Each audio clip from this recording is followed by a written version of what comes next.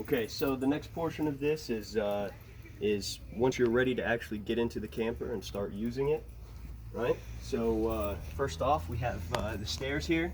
Just grab a hold, pull out, and then you've got one on top. It's gonna go down, so you're gonna have a two-step system. Additionally, we're gonna have two locks. The first is a handle lock, the second is a door bolt. So you'll see that they have the little lock icons on them. So for this one, you just turn straight up and you'll be able to feel that one immediately open up. Now this one, you turn a quarter turn over, back up and in. It's gonna open. If you close it, quarter turn to the left, back up, it's gonna be locked again, all right? So doesn't go all the way around. Additionally, if you find that it's incredibly hard to lock the deadbolt, that usually means that you're off center. So we've had that situation happen before where you're trying to lock it and it's not working, and that just means that there's too much weight shifting on your door and it's not lining up the holes for that. So as we open this up, you'll see that there's a little lever down here, right? A little latch, and you'll see on the door side there's a groove. So pull it back, put the latch in the groove, and then you're going to be able to actually hold the door open so that you can come and go. Additionally, there's a screen door. Push that down, this guy right here. It'll close, and then you'll be able to, work throughout the day. If it's a nice day like today, you can just have the windows and doors open and be able to work accordingly. All right, so come on inside. Let's take a look at some of the amenities. So as soon as you get in, you're going to see on your left-hand side, you've got a fridge and a freezer. I'm going to try to get a nice extension cord to make sure that this is cold for you guys already when you get here. It takes a little while to get there, but they've got hand latches. Pull open. Hand latches at the top, as well as hand latches on the bottom, right? So we've got the fridge and freezer. You've also got power in different modes. So we can't really do it now, we're on battery power, but you'll see when I hit this, it's gonna show whether it's a plug, right, for the mode, or there's other things, you just wanna keep it on plug and you wanna keep it on cold. But right now, we're not gonna worry about that because we don't have anything hooked up and we don't wanna waste our battery power. Next thing you're gonna notice is when you come in, you're gonna have a set of switches right here on the right. The first is going to be your 12 volt. You can see we actually don't have this hooked up to land power. We're just running off the battery right now. So you got your general lights when you walk in. What does that one do? Oh yeah, that's the light out front. So you've got a light on the front, and then you've also got an LED underneath your stairs. If you can see that, I'm not sure if you can see that, but there's a blue LED that's gonna glow on the bottom, and that's gonna be it.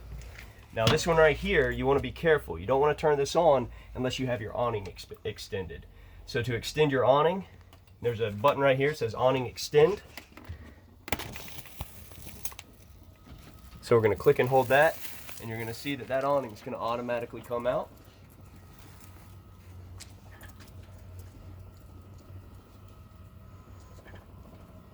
Once again, this is all off battery power. So when you have shore power hooked up, right, when you got it hard lined in, it's going to be a little bit faster, a little bit jumpier.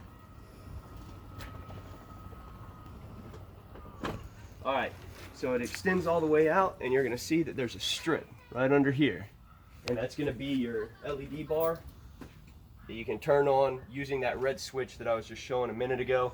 So that's what that's going to turn on. You have to be careful. You don't want to leave these on when the awning is completely in. You don't want to leave those on while the awning's completely in because I've heard that they have a potential to kind of burn up the awning itself. That's what the guys at the shop told me. Just to be careful about that. So additionally, coming inside, you're going to notice that we have a slide out room. All right, so basically to make sure that we have enough room in here, we want to extend that slide out. And you just click and hold it, and it's going to push this entire thing out.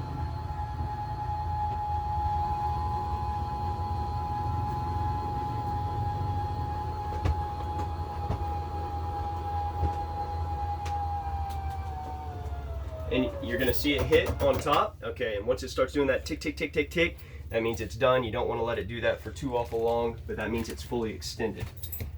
Now coming inside of here, You got access to your radio, you got access to your TV. It's a Roku TV. I think our Netflix is signed in. But you can turn it on. You can turn on the different speaker sets. So speakers indoor, speakers outdoor as well. So speaker A and speaker B. And then let's see what else. So there's a couple of things. You still got it running? There's a couple of things that you don't want to run unless you have shore power hooked up.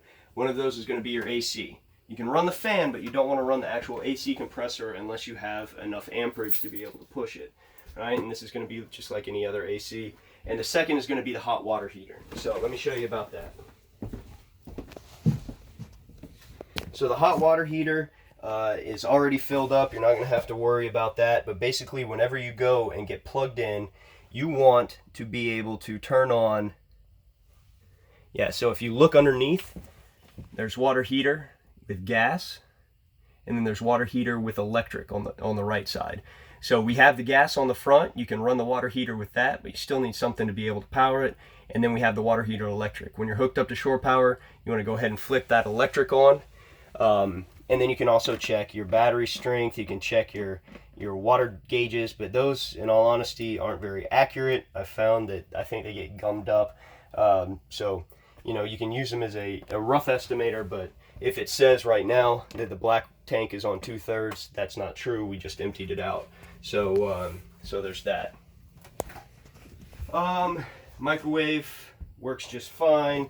Heat works just fine. Let's go and take a look at the propane. All right, so we're back around front with the propane. There's going to be 2 canisters. You don't have to screw them all the way off. You just unscrew them a little bit so that they'll this lid will slide off, and then you can just open the valves on whichever one's being used. Now there is going to be a selector.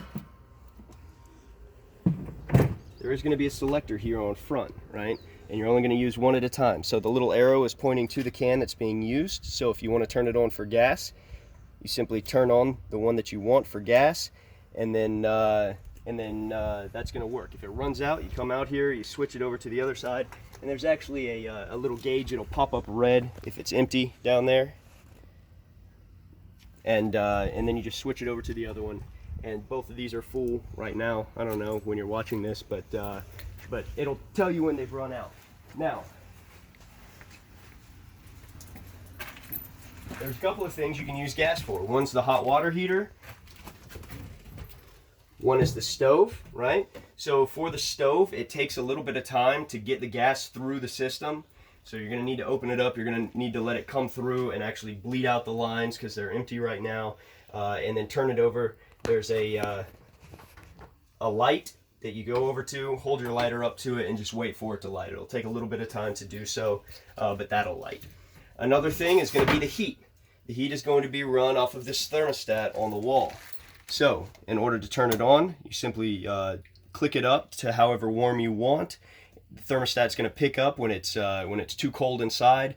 It'll automatically turn on the fan, and then you'll hear the pilot light ignite it as well. For this, you turn it off just by clicking it all the way to the left. You'll hear that audible click, and it'll shut off there. And then the third thing you'll use the propane for is the hot water heater whenever you want to run it with propane. I actually haven't done that yet. I think it's pretty much the same deal. There might be something on the back side. Actually, let's go take a look at that. Will you pause it for a second? So for the hot water heater to work, we're actually going to come around here to the back side. And we're going to have our exhaust.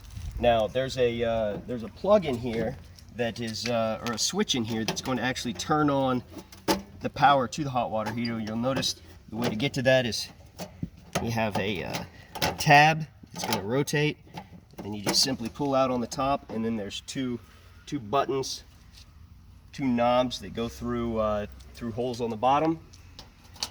Your hot water heater setup is here, and then there is a switch on the back side.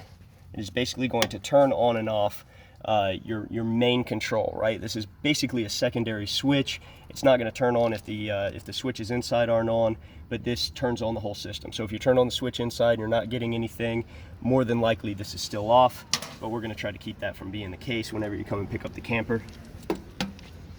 So we'll go ahead and leave that on.